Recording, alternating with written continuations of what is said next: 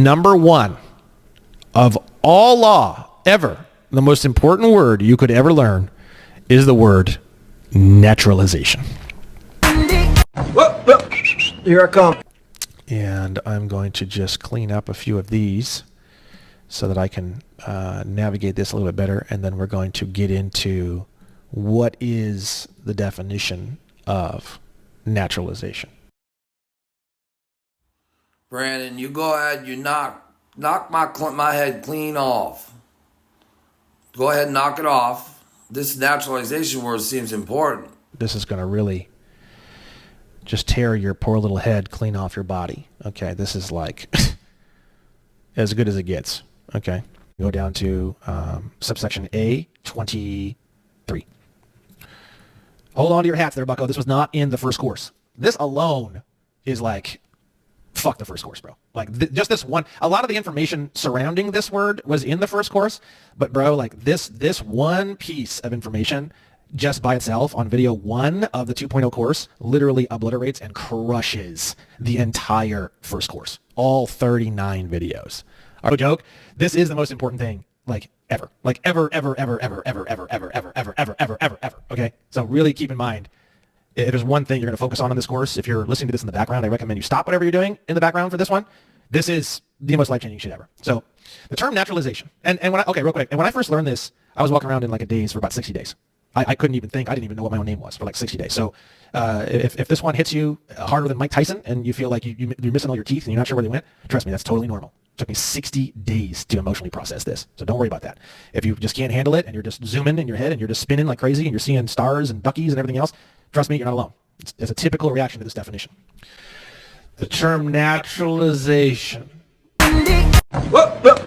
Here I come. Means the conferring of nationality of a state upon a person after birth by any means whatsoever.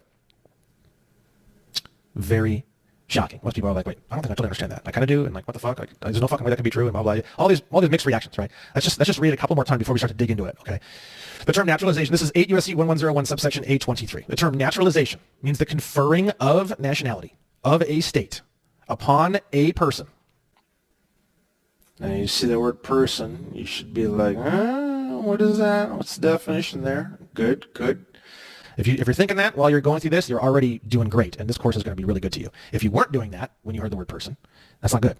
Anytime you see the word person, it's like that one meme where it's got Leonardo DiCaprio, or I think it's Leonardo DiCaprio, and he's holding a beer, and he goes, he's like,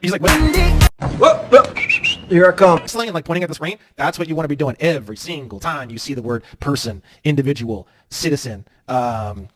When you start seeing some of these words, citizen not so much, but you should. But the word person, natural person, oh boy, man, stop everything. You stop everything. The trains need to stop. The birds stop. The music stops. Everything stops. We got to figure out what is the definition of the word person, which we are going to do in a moment. Okay, but let's just reread this again. The term naturalization means the conferring of nationality of a state upon a person after birth by any means whatsoever. Okay. Now listen. I'm going to stop you right there. So what state are you in, and what state will you be doing this unincorporated association in? I'm a naturalization, so if I say I'm in California, that's where I am. And Do you know what, I don't mean to sound like a wise guy, but... No, that's the perfect fucking way. Here I come. Okay, Brandon says this is important. Let's try to figure it out. So conferring just means bestowing upon. So typically the people, when they see that, they have the correct definition, just kind of giving something to something or bestowing an honor or a title to something or whatever, right? Nationality, we'll get into that a little later. That just means like, having to do with that of which you've pledged allegiance to, essentially. 8 U.S.C. 1101, subsection A23. It's not capitalized, and they do have a special definition, but it's trash. The term state includes the District of Columbia, Puerto Rico, Guam, the Virgin Islands of the United States, and the Commonwealth of the Northern Mariana Islands. It's crap. In its largest sense, a state is a body politic or a society of men. You also got to keep in mind too, in the 8 U.S.C. 1101 subsection A23, if you click on the word state, it's in lowercase, and by the time you get to what is supposedly the definition of the word state, it's in uppercase. So that can't be the same definition. It can't be the same term because it's not the same word. Okay, you'll see all over the United States Code whenever they use the word state, it's always capitalized. Title 8 is the only place I see them not capitalizing it. So I don't know why. There's definitely some issue with the definition here, right? So I just go to the dictionary definition. In its largest sense, a state is a body politic or a society of men. Very simple, right? And then that doesn't really tell you much. So I go up here to body politic. We're going to clear that up. State or nation or public associations. Doesn't tell me much either. Society. An association or company of persons, generally unincorporated, united together by mutual consent in order to deliberate, determine, and act jointly for some common purpose.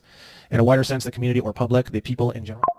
It's a better definition, but I kept looking and I found this. This is the big dog. This is the big daddy, right? Nation.